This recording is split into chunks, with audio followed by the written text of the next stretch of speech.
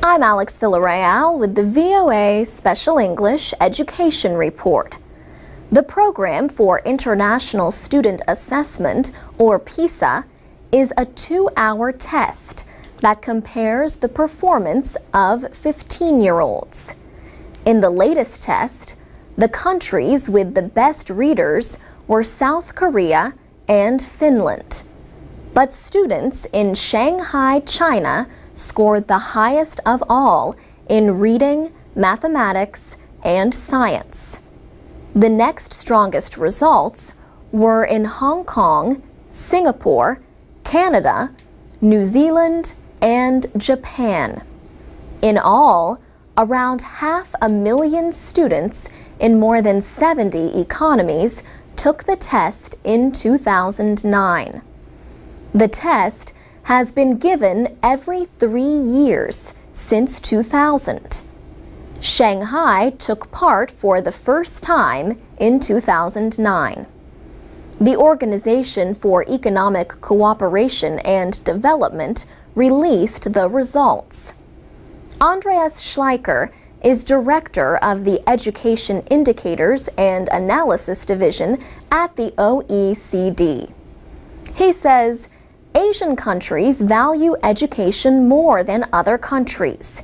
They have given education a priority. Every child, every teacher, every parent knows that education is the gateway to success. Mr. Schleicher says other education systems can learn from Shanghai. For example, he says education spending in the province has increased, including teacher pay and training. And administrators are putting teachers into challenging classroom situations to make them better at their jobs. In the PISA scoring system, Shanghai scored 600 in math. By comparison, the United States scored 487. Shanghai's reading average was 556. American 15-year-olds scored 500, the same as in Iceland and Poland. In science, Finland was second behind Shanghai. The United States was 23rd. Education Secretary Arne Duncan says the results show an urgent need for Americans to do more to remain competitive in the world economy. He points out that the United States has fallen from 1st to 9th place in college graduation rates because of gains by other countries. Mr. Schleicher says international testing experts have investigated and confirmed the Shanghai scores. He says the PISA results are not representative of all of China.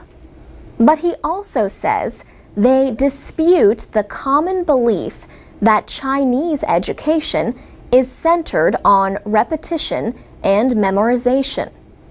25% of the Shanghai students showed advanced thinking skills to solve difficult math problems. The OECD average was 3%. For VOA Special English, I'm Alex Villarreal. This is the VOA Special English Education Report.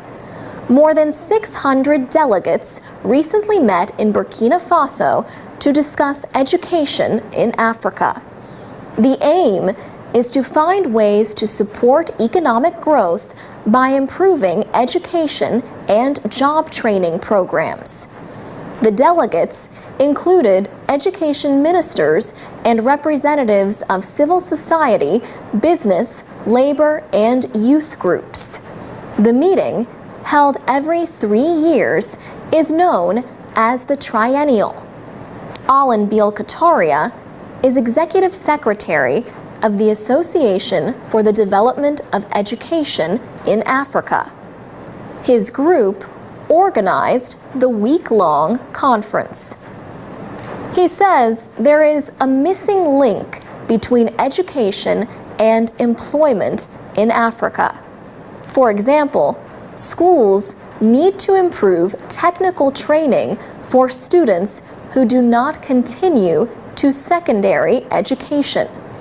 Mr. Beal Kataria says educational programs need to be reshaped to better fit the needs of employers. He says this is already happening in some countries, including Tunisia, where the association is based.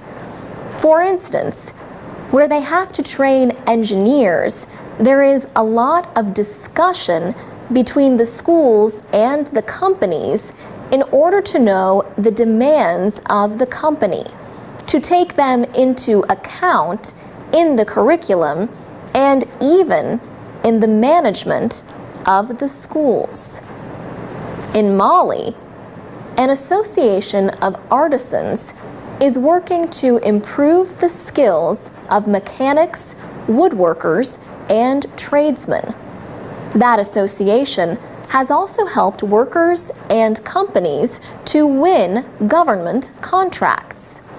Several West African countries are working together to develop a network of trade and vocational schools. The idea is based in part on a successful example developed by Nigeria. Mr. Beal Kataria says educators are working to connect government-run school systems with other groups that are helping educate students. These include non-governmental organizations, community literacy centers, and faith-based groups. Among these groups are Islamic schools or madrasas that are expanding what they teach. Another subject for the conference was peace education. The idea grew out of the violence in Kenya related to elections in 2007. The idea of peace education has since spread to countries including Rwanda, Somalia, Ivory Coast, Sierra Leone, and Liberia. New technology offers a way for Africans living elsewhere in the world, the African diaspora, to aid development in their home country. For example, a professor could use video conferencing to teach a class back home. For VOA Special English, I'm Alex Villarreal.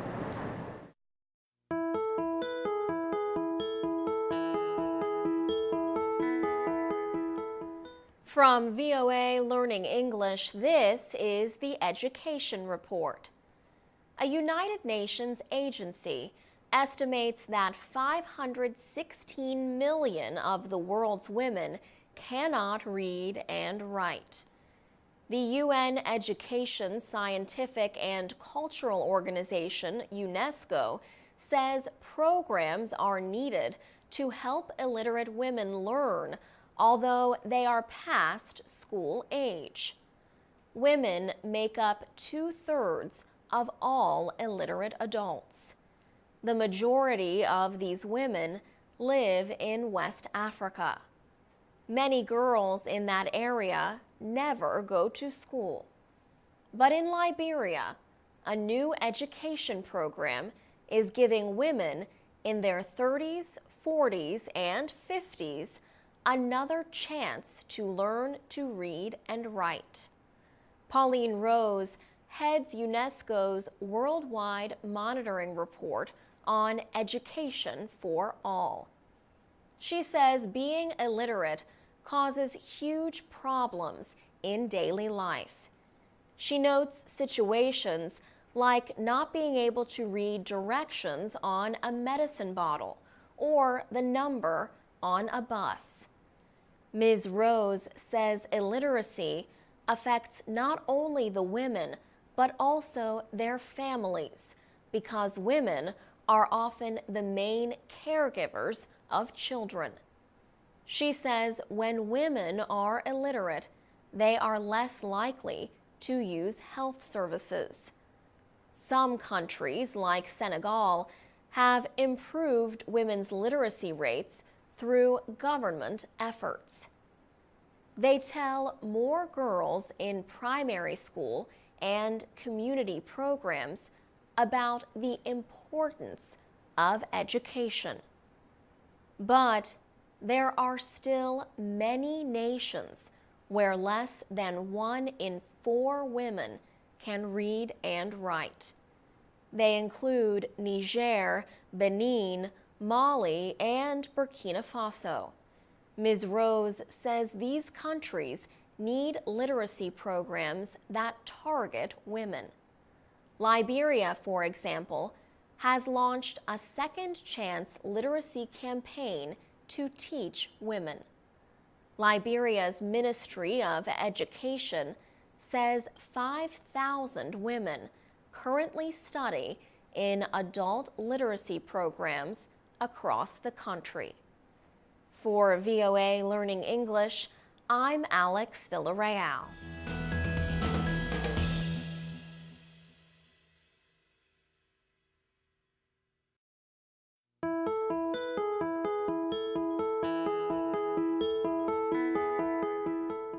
From VOA Learning English, this is the Education Report.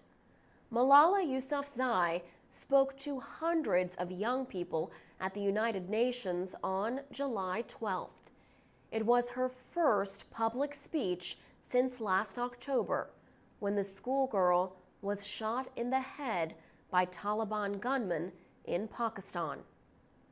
The UN speech continued her campaign to educate children. On the day she spoke, 2 groups announced that 57 million children around the world are not going to school. The 2 are Save the Children and UNESCO, the UN educational, scientific, and cultural organization. A little more than half of those who are not going to school are girls. In September of 2012, UN Secretary General Ban Ki-moon announced a program to get every boy and girl into school by 2015. Malala Yousafzai believes the goal is possible. In her words, 1 child, 1 teacher, 1 book, and 1 pen can change the world. Sheza Shahid is the executive director of a new program called the Malala Fund. She says the 16-year-old is a true spokesperson and warrior for girls' rights. The Malala Fund was created to support the voices calling for girls' education. The actress Angelina Jolie has donated $250,000 to the fund. A group called Women in the World donated $150,000. The first children served by the fund are 40 girls in Malala's hometown in the Swat Valley of Pakistan. These girls, aged 5 to 12, had been working. Sheza Shahid says the girls have now stopped working and are going to school. Malala Yousafzai is now going to school in England, but she talks to the girls in the Swat Valley through the computer software program Skype. Girls are also urged to tell their own stories online at malalafund.org. For VOA Learning English, I'm Alex Villarreal.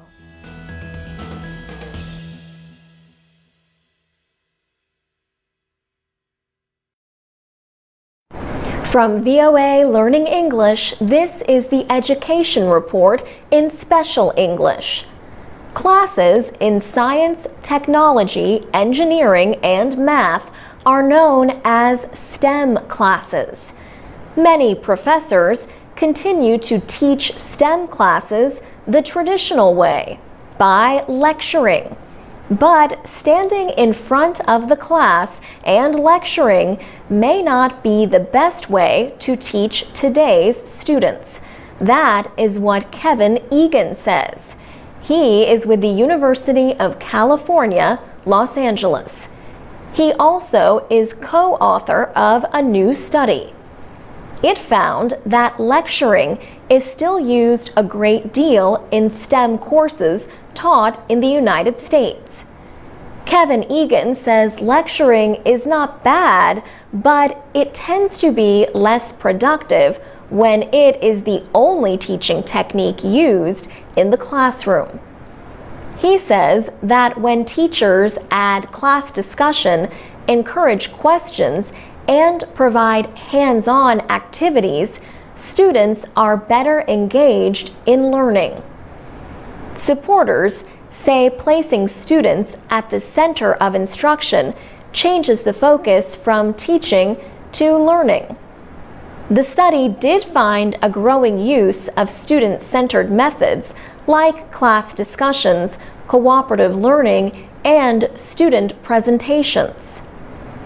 Female professors are more likely than male professors to use the new methods in undergraduate classes. More than 60% of female faculty in science, technology, engineering, and math said they used cooperative learning methods. That was compared to about 40% of male teachers. Lecturing is used the most in STEM courses. Kevin Egan says faculty members need time away from their classes to learn some of these new techniques. The result of older methods may be low completion rates in STEM programs. The Chronicle of Higher Education noted that less than 40% of students who seek a degree in one of these subjects actually graduate with one. For VOA Learning English, I'm Alex Villarreal. From VOA Learning English, this is your news about education in special English. Medical schools in the United States traditionally require 4 years of study. Now, a small number of universities are offering 3-year programs. Finishing medical school in 3 years means new doctors could begin their careers sooner. The reduction of a year could also save up to 25% of the cost. That would decrease heavy student loan debts for some students who borrow money to pay for their education. Schools offering 3-year programs include the Texas Tech University Health Sciences Center and Mercer University in Georgia. New York University in Manhattan is also testing a 3-year program.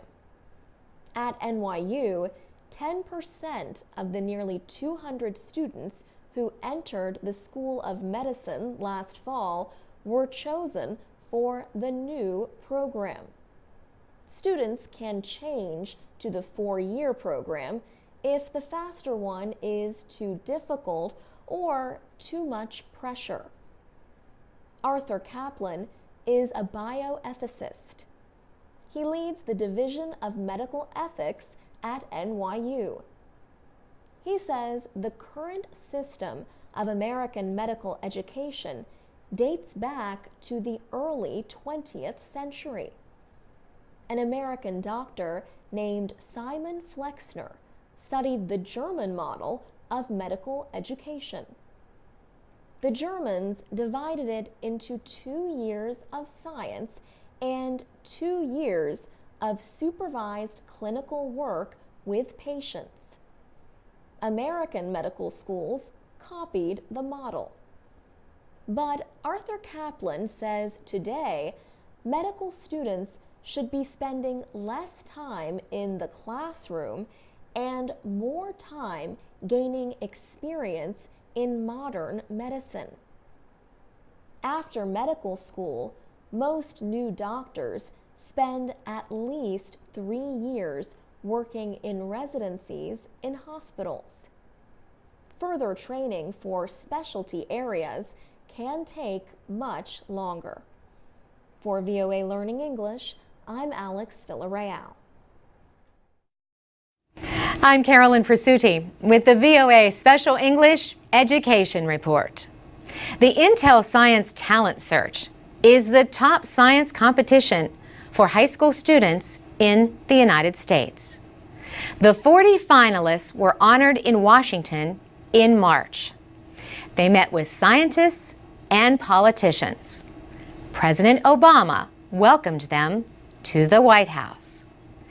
These 40 students were selected from almost 2,000 contestants nationwide. They had to present original research to be judged by professional scientists. The students showed their research projects on large posters. The winners were announced March 15th. Wendy Hawkins is Executive Director of the Intel Foundation. She says the 40 finalists represented excellence across many areas of science. Their projects are deep and rich and insightful. Selena Lee is from Fair Oaks, California. She wanted to find a more effective treatment for liver cancer. She began her research 4 years ago. A scientist at the University of California, Davis, taught her how to design and do experimental work in the laboratory. She says, "I researched a new approach to targeting liver cancer by basically starving the liver cancer cells to death, while leaving the normal cells unaffected. And to go one step further, I blocked a survival pathway to make the treatment more effective." Ms. Lee placed 5th in the Intel Science Talent Search and was awarded $30,000. Scott Boisvert lives near Phoenix, Arizona. He began using a laboratory at the University of Arizona at the age of 14. Over 4 years, he completed a project studying a fungus linked to the decrease in amphibians around the world. He was trying to find out if different chemicals and substances in the water could kill the fungus. He collected and tested water samples across Arizona. He says, "My results were able to identify a list of chemicals that were significant in the growth and in the movement of the fungus." He placed 10th in the Intel competition and was awarded $20,000. Evan O'Dorney of Danville, California, won the top award of $100,000 in this year's Intel Science Talent Search. For his mathematical project, he compared 2 ways to estimate the square root of an integer, a number with no fractional parts. Wendy Hawkins at the Intel Foundation says these young people represent the next generation of scientists who will help shape America's future. For VOA Special English, I'm Carolyn Presutti. I'm Alex Villarreal with the VOA Special English Education Report. A mentor is someone who teaches or advises a younger person with less experience. January was National Mentoring Month in the United States. This was a time for calling attention to the value of mentoring. Some mentoring programs connect adults with children who need guidance. Researchers say mentoring can reduce drug and alcohol use and violence among young people. In Southern California, a nonprofit group called School on Wheels has volunteers who tutor children from homeless families. Experts estimate that 1 in every 50 children in the country is homeless at some time during the year. They might live in shelters or weekly hotels or abandoned buildings or even on the streets, anywhere except a permanent home. Sinead Chilton is marketing consultant for School on Wheels. She says she was surprised to learn the extent of the problem when she moved to the United States from London 10 years ago. She said she heard about School on Wheels, but did not even consider the fact that there were homeless children in America. And then she was surprised when she realized that there were 1.6 million homeless children in America. Ms. Chilton has worked with School on Wheels for more than 6 years. She says she still remembers the first student she tutored. She met with her every week at a local church. The church provided shelter for people on winter nights. The girl slept on the floor. A retired teacher named Agnes Stevens started School on Wheels 8 years ago. She wanted to help homeless children stay in school. The group now has more than 1,000 volunteers. Each year, they tutor as many as 2,000 students. The group also provides services to other children, including backpacks and school supplies. Sinead Chilton says School on Wheels also helps parents to put their children in school and advises parents about the education system. The Harvard School of Public Health and the National Mentoring Project launched National Mentoring Month in 2002. Ms. Chilton says she hopes more people will volunteer to help children. She said it is important for people who want to make a difference in their community to look at where the needs are. And the most needy members of our community are homeless children.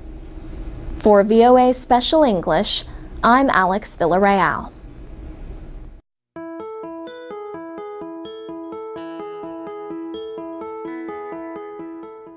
From VOA Learning English, this is the Education Report. American colleges are facing many problems. College costs are rising, and there are not enough jobs for the people who have finished study programs.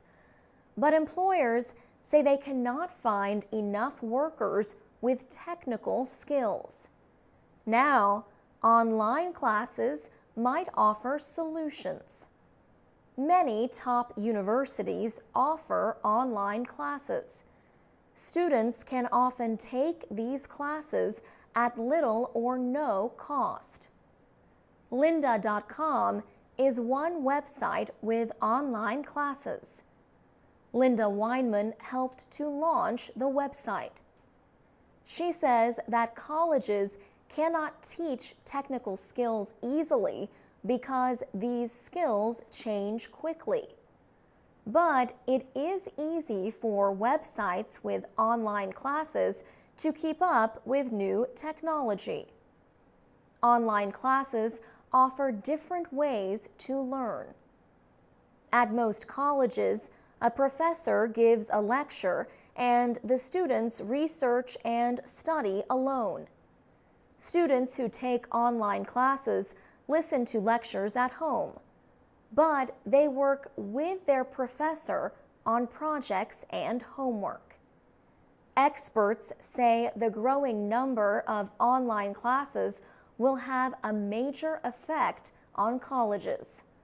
Some say college classes in the future may be a mix of online lectures and professors helping students in person.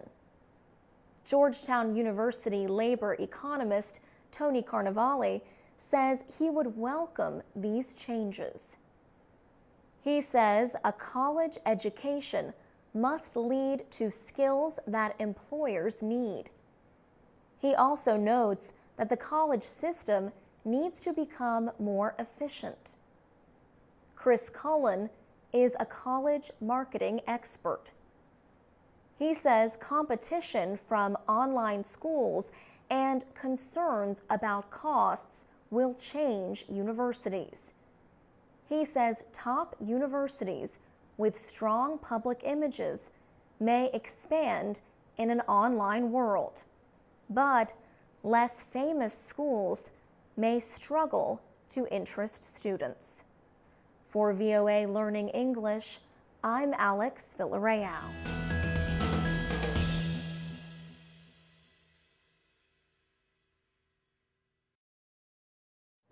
This is the VOA Special English Education Report. A study in Norway has found that students who stayed in school longer than others their age scored higher on intelligence tests. In the 1950s, the government began requiring students to attend school until the age of 16 instead of 14. Communities had almost 20 years to make the change. So some students went to school for 7 years, while others went for at least 9 years. This difference gave researchers the chance to see if the additional schooling had any effect on intellectual development. All young men in Norway must take a test of their cognitive ability at age 19 in preparation for required military service. This is commonly called an IQ or intelligence quotient test. University of Oslo researcher Taryn Ann Galloway says the young men who were basically forced to stay in school for 2 years longer actually did have higher IQs. So based on that, we were able to say that increasing compulsory schooling did actually have an effect on their cognitive abilities as measured at 19 years of age. An average IQ is 100. Most people score between 85 and 115. Ms. Galloway says students who attended school for 9 years scored 7 points higher than those who attended for 7 years. Those who went for 8 years scored about 4 points higher. The findings appear in the Proceedings of the National Academy of Sciences. Experts have long debated the extent to which we are born with intelligence or develop it influenced by environment and education. Another recent study in the journal Nature found that IQ scores can rise or fall during the teenage years. In 2004, researchers from University College London tested 33 young people ages 12 to 16. The researchers repeated the tests 4 years later. They found increases or decreases of as much as 20 points. Brain scans showed that as IQ scores increased, So did the density of gray matter in some areas of the students' brains. Professor Kathy Price says the differences in performance could be the result of some teens being early or late developers. But she says it is equally possible that education played a part. She sees a lesson for educators. We have to be careful not to write off poorer performers at an early stage, when in fact their IQ may improve significantly given a few more years. For VOA Special English, I'm Alex Villarreal.